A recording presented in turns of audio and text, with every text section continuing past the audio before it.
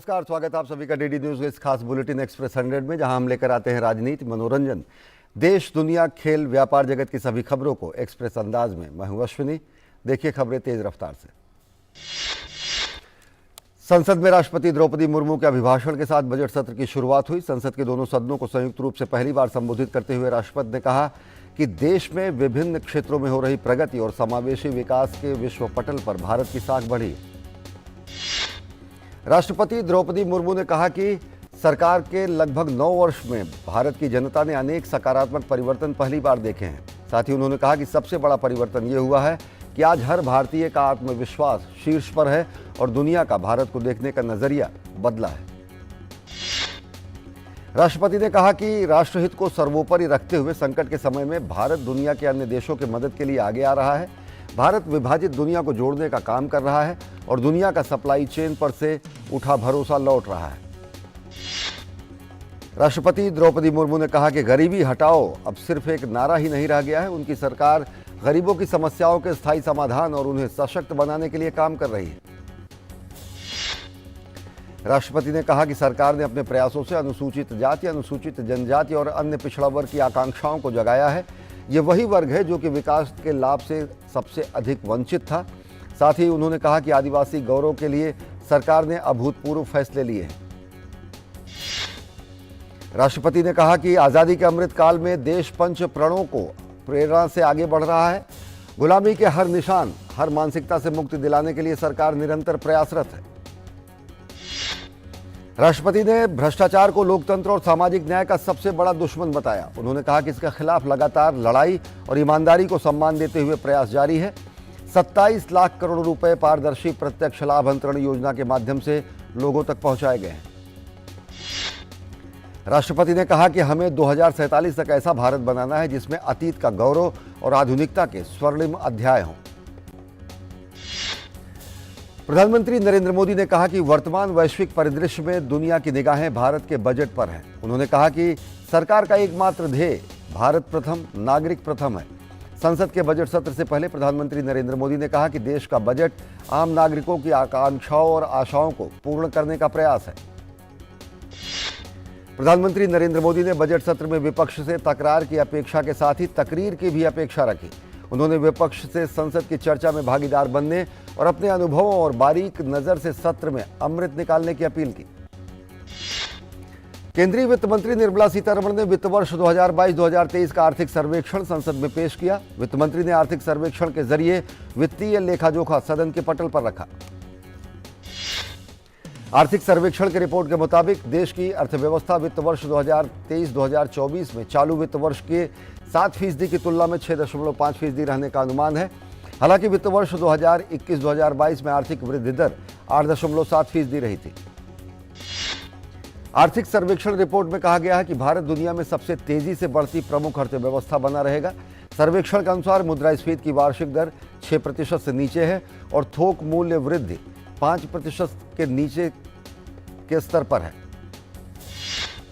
आर्थिक सर्वेक्षण पर मुख्य आर्थिक सलाहकार डॉक्टर वी अनंत नागेश्वरन ने कहा कि पिछले 8 साल में भारत ने जिस तरह से सुधार अपनाए हैं उससे अगले दशक में देश का प्रदर्शन बेहतर रहेगा।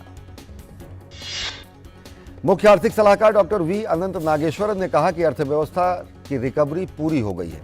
नॉन बैंकिंग और कॉरपोरेट क्षेत्र में अब बैलेंस शीट अच्छी स्थिति में है। हमें अब महामारी से उबरने की बात नहीं करनी है, अब हमें अगले चरण की ओर देखना है। मुख्य आर्थिक सलाहकार डॉक्टर वी अनंत नागेश्वरन ने आर्थिक सर्वेक्षण को समझाते हुए कहा कि सरकार 6.4% राजकोषीय घाटे की दिशा में आगे बढ़ रही है। अप्रैल से नवंबर 2022 तक सकल कर राजस्व में 15.5% की वृद्धि हुई है। मुख्य आर्थिक सलाहकार डॉक्टर वी अनंत नागेश्वरन ने कहा कि निजी क्षेत्र में निवेश बढ़ने और कंस्ट्रक्शन सेक्टर में फिर से गतिविधियां शुरू होने से गांव से शहर आने वाले कामगारों को रोजगार मिल रहा है। आने वाले समय में रोजगार के मोर्चे पर तस्वीर बेहतर होगी। मुख्य आर्थिक सलाहकार ने कहा कि कृषि क्षेत्र में निजी निवेश 9.3% तक पहुंचा है। आर्थिक सर्वेक्षण में कहा गया है कि कृषि क्षेत्र में मजबूत वृद्धि देखने को मिल रही है। इसका श्रेय सरकार की नीति को जाता है। मुख्य आर्थिक सलाहकार ने कहा कि वित्तीय वर्ष 2022 में प्रत्यक्ष विदेशी निवेश 21.3 अरब डॉलर था, जो कि वित्तीय वर्ष 2021 में 76% अधिक था। भारतीय फार्मास्यूटिकल निर्यात ने वित्त वर्ष 2021 में 24% की बढ़ोतरी दर्ज की है। प्रधानमंत्री नरेंद्र मोदी ने संसद में आज पेश किए गए आर्थिक सर्वेक्षण 2022-2023 को भारत के विकास परिदृश्य का व्यापक विश्लेषण बताया। प्रधानमंत्री नरेंद्र मोदी ने कहा कि इस सर्वेक्षण में विशेष रूप से भारत के प्रति दुनिया के आशावादी दृष्टिकोण, बुनियादी ढांचे, कृषि, उद्योग में वृद्धि और भविष्य में संभावनाओं वाले क्षेत्रों पर जोर दिया गया है। संसद में बजट सत्र के पहले दिन लोकसभा अध्यक्ष ओम बिरला की अध्यक्षता में बिजनेस एडवाइजरी कमेटी की बैठक हुई। बैठक में सभी दलों के नेताओं ने सदन के सुचारू संचालन का भरोसा दिया। साथ ही लोकसभा अध्यक्ष को विषयों पर सार्थक और सकारात्मक चर्चा के लिए आश्वस्त किया। भारतीय जनता पार्टी ने राष्ट्रपति के अभिभाषण पर आम आदमी पार्टी और भारत राष्ट्र समिति द्वारा बहिष्कार को दुर्भाग्यपूर्ण बताया। भाजपा नेता रविशंकर प्रसाद ने कहा कि इन दलों ने संसदीय परंपरा का अपमान किया है। संसद में कल बजट पेश करने से पूर्व आज केंद्रीय वित्त मंत्री निर्मला सीतारमण ने अपनी टीम के साथ बजट को अंतिम रूप दिया। इस मौके पर वित्त राज्य मंत्री एवं मंत्रालय के अन्य वरिष्ठ अधिकारी मौजूद रहे। राष्ट्रपति द्रौपदी मुर्मू आज राष्ट्रीय महिला आयोग के स्थापना दिवस कार्यक्रम में शामिल हुई। कार्यक्रम का विषय सशक्त नारी सशक्त भारत है। इसका उद्देश्य उन महिलाओं की गाथाओं को याद करना और उनका जश्न मनाना है जिन्होंने उत्कृष्ट कार्य किया और अलग छाप छोड़ी। राष्ट्रपति ने कहा कि महिला सशक्तिकरण केवल सामाजिक न्याय का मुद्दा नहीं है, यह आर्थिक अनिवार्यता भी है। कार्यबल में महिलाओं की कम भागीदारी हमारे देश के संपूर्ण विकास में बड़ी बाधा है। राष्ट्रपति द्रौपदी मुर्मू ने कहा कि आज 21वीं सदी में लिंग के आधार पर भेदभाव किया जाता है। उन्होंने कहा कि ऐसी स्थिति को बदलना केवल सरकार की ही नहीं बल्कि पूरे समाज की जिम्मेदारी है। राष्ट्रपति द्रौपदी मुर्मू ने राष्ट्रीय महिला आयोग के स्थापना दिवस समारोह के मौके पर आयोजित प्रदर्शनी का भी अवलोकन किया। भारत जर्मनी संसदीय मैत्री समूह का एक प्रतिनिधिमंडल आज लोकसभा अध्यक्ष ओम बिरला से मिला। दोनों पक्षों ने द्विपक्षीय संबंधों को मजबूत करने पर चर्चा की। चुनाव आयोग ने आज नागालैंड और मेघालय में 27 फरवरी को होने वाले विधानसभा चुनाव के लिए अधिसूचना जारी कर दी। चुनाव अधिकारियों ने बताया कि अधिसूचना जारी होने के साथ ही उम्मीदवार अपना नामांकन पत्र रिटर्निंग अधिकारियों के पास जमा कर सकते हैं।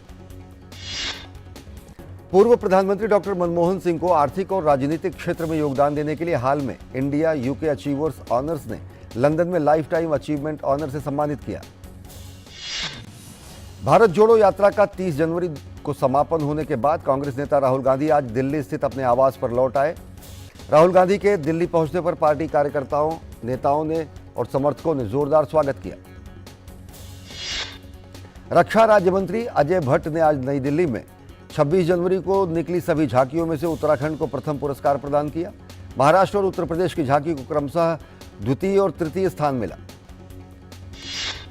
रक्षा राज्य मंत्री अजय भट्ट ने कहा कि गणतंत्र दिवस परेड में इस बार एक से बढ़कर एक झांकियां देखने को मिली जो पहले कभी नहीं देखने को मिली। किसी भी झांकी को कम करके नहीं आंका जा सकता। केंद्रीय पर्यटन मंत्री जी किशन रेड्डी ने भारत में पर्यटन को बढ़ावा देने के लिए योजनाओं और गतिविधियों के वर्ष की शुरुआत करते हुए विजिट इंडिया ईयर 2023 पहल की शुरुआत की और इसके लोगों का अनावरण किया। केंद्रीय पर्यटन मंत्री जी किशन रेड्डी ने कहा कि इस साल 1 लाख से अधिक विदेशी प्रतिनिधि भारत आएंगे और उन्हें स्मारकों और त्योहारों सहित भारत की सांस्कृतिक पहलुओं से प्रदर्शित किया जाएगा। G20 के प्रत्येक विदेशी प्रतिनिधि भारत की संस्कृति, विरासत और पर्यटन स्थानों पर ब्रांड एम्बेसडर होंगे। उत्तर प्रदेश ने 75 लाख से अधिक नल कनेक्शन देने वाले 4 राज्यों में स्थान बनाते हुए नया कीर्तिमान हासिल किया है।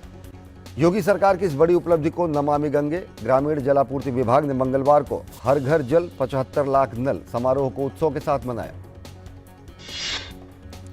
ओडिशा पुलिस ने स्वास्थ्य मंत्री नवकिशोर दास की हत्या मामले में अपनी प्राथमिकी में कहा कि आरोपी सहायक उप निरीक्षक गोपाल दास की मंत्री की हत्या करने के स्पष्ट मंशा थी।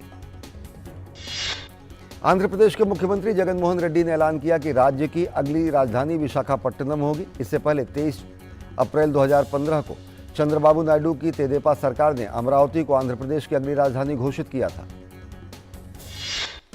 नेपाल के जनकपुर से 2 ट्रक में लाई जा रही शालिग्राम शिलाएं आज शाम उत्तर प्रदेश के कुशीनगर जनपद पहुंची। यूपी बिहार सीमा पर स्थित कुशीनगर जिले में इनके प्रवेश पर भव्य स्वागत किया गया।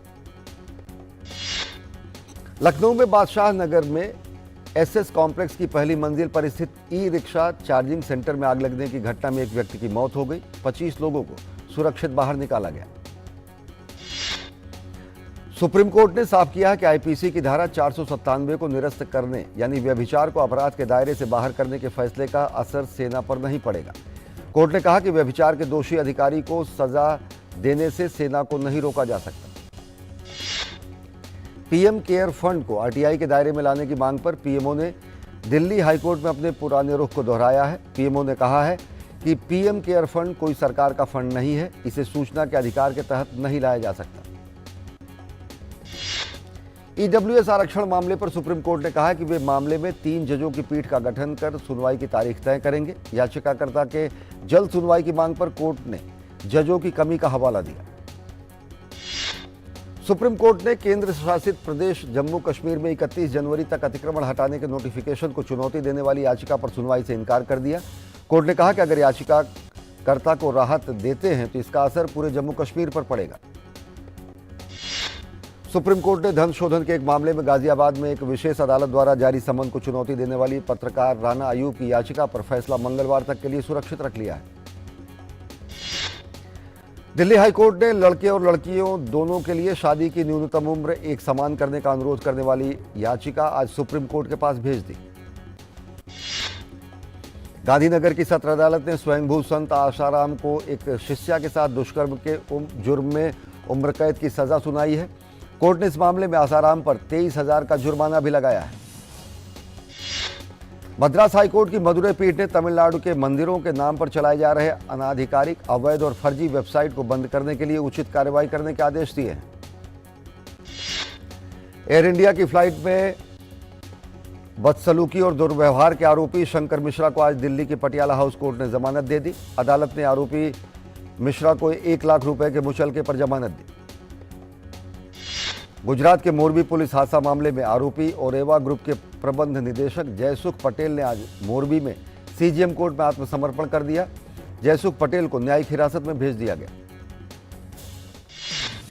केंद्रीय बजट से पहले आज शेयर बाजार हल्की बढ़त के साथ बंद हुए। सेंसेक्स 0.8% यानी 49.49 अंक बढ़कर 59,549.90 के स्तर पर बंद हुआ। 50 शेयरों वाले निफ्टी में 13.2 अंक यानी 0.07% की तेजी के साथ 17,662.15 पर बंद हुआ। वर्ष 2022-2023 की आर्थिक समीक्षा में देश का निर्यात सुस्त रहने और चालू खाते का घाटा बढ़ने का अनुमान लगाए जाने के बाद रुपए पर दबाव कायम हो गया और अंतरबैंक विदेशी मुद्रा विनिमय बाजार में आज अमेरिकी मुद्रा के मुकाबले रुपया 41 पैसे लुढ़ककर 81.93 प्रति डॉलर पर बंद हुआ। 8 कोर उद्योगों में दिसंबर महीने में 7.4% की बढ़ोतरी दर्ज की गई। पिछले साल यानी 2021 के दिसंबर माह में यह वृद्धि 4.1% दर्ज की गई थी। भारत में सोने की मांग की कीमत में तेज वृद्धि के बावजूद जुझारू स्थिति बनी हुई है। 2022 में ये 2.92% की मामूली गिरावट के साथ 774 टन रही। विश्व स्वर्ण परिषद ने एक जारी रिपोर्ट में ये जानकारी दी है। 2021 में सोने की कुल मांग 797.3 टन थी। नागरिक उड्डयन मंत्री ज्योतिरादित्य सिंधिया ने आज वर्चुअल माध्यम से क्षेत्रीय संपर्क योजना उड़ान के अंतर्गत जमशेदपुर और कोलकाता के बीच सीधी उड़ान का उद्घाटन किया। इस अवसर पर ज्योतिरादित्य सिंधिया ने कहा कि यह सेवा इन 2 प्रमुख शहरों की अर्थव्यवस्था को मजबूत बनाएगी। पेट्रोल पंप पर स्थिर कीमतों, उच्च लागत और विदेशी विनिमय में घाटे के कारण इंडियन ऑयल कॉर्पोरेशन की तीसरी तिमाही में लाभ में 92.4% की कमी दर्ज की गई। रिलायंस जियो ने मंगलवार को 13 राज्यों के 34 शहरों में 5G सेवाओं की शुरुआत की घोषणा की। इसके साथ ही जियो शू 5G नेटवर्क से जुड़ने वाले शहरों की संख्या 225 तक पहुंच गई है। अडानी समूह की प्रमुख कंपनी अडानी इंटरप्राइजेज के एफपीओ को पूर्ण अभिधान मिल गया है। शेयर बाजार के आंकड़ों के मुताबिक 20,000 करोड़ रुपए के एफपीओ को मंगलवार को बिक्री के आखिरी दिन गैर खुदरा निवेशकों का समर्थन मिला। इंडिगो 1 फरवरी से दिल्ली इस्तांबुल रूट पर बोइंग 777 विमान का परिचालन करेगी। एयरलाइंस ने दिल्ली इस्तांबुल मार्ग पर अपना पहला विमान बोइंग 777 शामिल किया है। पाकिस्तान के पेशावर प्रांत की एक मस्जिद में हुए आत्मघाती हमले में मरने वालों की संख्या बढ़कर 96 हो गई। हमले की जगह से आत्मघाती हमलावर का शव बरामद किया गया है। भारत ने कल पाकिस्तान के पेशावर में हुए आतंकवादी हमले में मारे गए लोगों के परिवारों के प्रति संवेदना व्यक्त की। पाकिस्तान के पश्चिमोत्तर भाग में एक स्थित झील में हुए नाव हादसे में 3 दिनों बाद आज बचाव कर्मियों ने 18 और शव बरामद किए। यूक्रेन के विदेश मंत्री दिमित्री कुलेबा ने कहा कि यूक्रेन को पश्चिमी देशों से शुरुआती खेप में 120 से 140 टैंक मिलने जा रहे हैं। रूस के रक्षा मंत्रालय के प्रवक्ता ने कहा कि रूसी सेनाओं के बखमुत शहर के उत्तर में पड़ने वाले गांव ब्लाहोदाटने पर कब्जा कर लिया गया है। इस बीच पोलैंड की सेना यूक्रेन की सेना को लेपर्ड टैंक चलाने का प्रशिक्षण देती नजर आई। यह प्रशिक्षण पोलैंड में दिया जा रहा है। लिथुआनिया ने यूक्रेन को लड़ाकू विमान देने की घोषणा के बाद क्रेमलिन के प्रवक्ता दिमित्री पेस्कोव ने कहा कि शक्तिशाली यूरोपीय देशों को पोलैंड और अन्य बाल्टिक राज्यों पर लगाम लगानी चाहिए।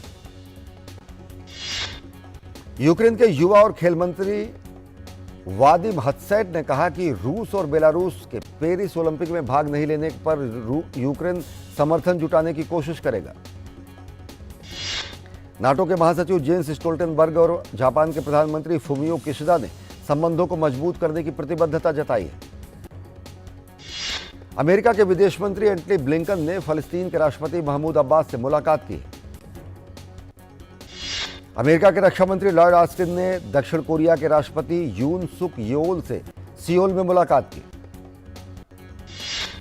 श्रीलंका के पूर्व राष्ट्रपति मैत्रीपाला सिरिसेना ने वर्ष 2019 में ईस्टर रविवार के दिन हुए धमाकों के लिए देश के अल्पसंख्यक कैथोलिक ईसाई समुदाय से माफी मांगी। श्रीलंका के पूर्व राष्ट्रपति मैत्रीपाला सिरिसेना ने अगला राष्ट्रपति चुनाव लड़ने का भी ऐलान किया है। पाकिस्तान की एक अदालत ने कहा कि वो तोशा खाना मामले में 7 फरवरी को पूर्व प्रधानमंत्री इमरान खान को अभ्यारोपित करेगी।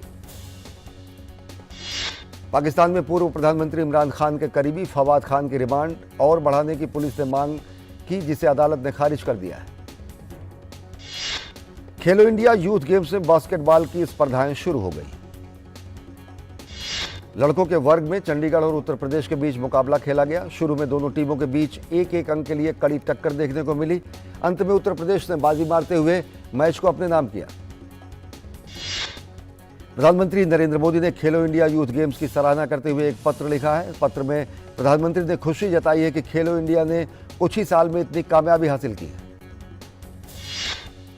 सरकार हर आयु वर्ग के लिए फिटनेस, संतुलित आहार और मानसिक सेहत के महत्व पर ध्यान दे रही है। भारतीय मुक्केबाज निकहत जरीन ने खेलो इंडिया यूथ गेम्स के दौरान मिलेट्स को प्रमोट करने के लिए मिलेट्स युक्त आहार का आनंद लिया। भारत और न्यूजीलैंड के बीच तीसरा और निर्णायक T20 मुकाबला कल अहमदाबाद के नरेंद्र मोदी स्टेडियम में खेला जाएगा। लखनऊ के इकाना स्टेडियम के पिच क्यूरेटर को हटा दिया गया है। भारत और न्यूजीलैंड के बीच दूसरे T20 मुकाबले के लो स्कोरिंग रहने के बाद ही फैसला किया गया। लोकसभा में आज अंडर 19 विश्व कप जीतने वाली भारतीय क्रिकेट महिला टीम को बधाई दी गई। महान क्रिकेटर सचिन तेंदुलकर और बीसीसीआई के पदाधिकारी भारत और न्यूजीलैंड के बीच तीसरे T20 मैच के दौरान अहमदाबाद में महिला T20 विश्व कप विजेता अंडर 19 क्रिकेटरों को सम्मानित करेंगे। प्रीमियर लीग क्लब एवर्टन ने बर्नले के पूर्व मैनेजर शॉन डाइक को अपना नया मैनेजर नियुक्त किया है। एफ कप के 5वें राउंड के ड्रॉ घोषित हो गए हैं। इंग्लिश क्लब मैनचेस्टर सिटी का सामना 5वें दौर में ब्रिस्टल सिटी से होगा। एक अन्य मुकाबले में मैनचेस्टर यूनाइटेड का सामना वेस्ट हैम से होगा। यह मुकाबला 1 मार्च को खेला जाएगा। वेस्ट हैम ने एफए कप के चौथे दौर में डर्बी काउंटी को 2-0 से हरा दिया। वेस्ट हैम के लिए बोवेन और एंटोनियो ने गोल किया। चेल्सी ने अर्जेंटीना के मिडफील्डर एंजो फर्नांडेज को खरीदने के लिए 120 मिलियन यूरो की बोली लगाई है। लंबी दूरी के महान धावक ब्रिटेन के फराह अप्रैल में अंतिम बार लंदन मैराथन में हिस्सा लेंगे। 39 वर्षीय 4 बार के ओलंपिक चैंपियन फराह का ट्रैक पर यह अंतिम साल हो सकता है। पूर्व अमेरिकी विश्व champion free style skier Kyle spine की हिमस्खलन में मौत हो गई है। उनके परिवार ने काइल के निधन की पुष्टि की है। अभिनेता आदित्य रॉय कपूर और मृणाल ठाकुर की आगामी फिल्म गुमराह को रिलीज करने की डेट सामने आ गई है। कार्तिक आर्यन और कृति सेनन की फिल्म शाहजादा की रिलीज डेट टल गई है। अब ये 17 फरवरी को रिलीज होगी। शाहरुख खान, जॉन अब्राहम, दीपिका पादुकोण स्टारर पठान घरेलू और विदेशी बॉक्स ऑफिस पर रिकॉर्ड तोड़ कमाई कर रही है, क्योंकि इसने केवल 6 दिनों में दुनिया भर में 591 करोड़ रुपए की कमाई की है। वरुण धवन और जाह्नवी कपूर स्टारर फिल्म बवाल की रिलीज डेट आगे बढ़ा दी गई है। फिल्म को 7 अप्रैल को रिलीज करने की योजना थी। रणबीर कपूर, श्रद्धा कपूर की फिल्म तू झूठी मैं मक्कार के गाने का टीजर रिलीज हो गया है। दिलजीत दोसांझ, तब्बू, करीना कपूर और कृति सोनन की फिल्म द क्रू के कलाकारों में शामिल हुए हैं। हॉलीवुड निर्देशक तरसेम सिंह अपने पहले भारतीय प्रोजेक्ट डियर जस्सी के साथ फीचर फिल्मों में वापसी कर रहे हैं। थलपति विजय थलपति 67 के लिए विक्रम के निर्देशक लोकेश कनगराज के साथ फिर से नजर आएंगे। 2021 में ब्लॉकबस्टर मास्टर के बाद यह अभिनेता और निर्देशक का दूसरा कोलैबोरेशन है। K R Narayanan National Institute of Visual Science and Arts के निदेशक शंकर मोहन के इस्तीफे के 10 दिन बाद संस्थान के अध्यक्ष, प्रशंसित पुरस्कार विजेता निदेशक अडूर गोपाल कृष्णन ने आज अपने पद से इस्तीफा दे दिया। And man and the wasp quantum mania का वर्ल्ड प्रीमियम 6 फरवरी 2023 को हॉलीवुड लॉस एंजलिस में होना तय है। ये एमसीयू के 5वें चरण की पहली फिल्म के रूप में 17 फरवरी 2023 को अमेरिका में रिलीज होगी। तो एक्सप्रेस न्यूज में फिलहाल इतना ही। देश और दुनिया की ताजा तरीन खबरों के लिए देखते रहिए डीडी न्यूज। मुझे दीजिए इजाजत। नमस्कार।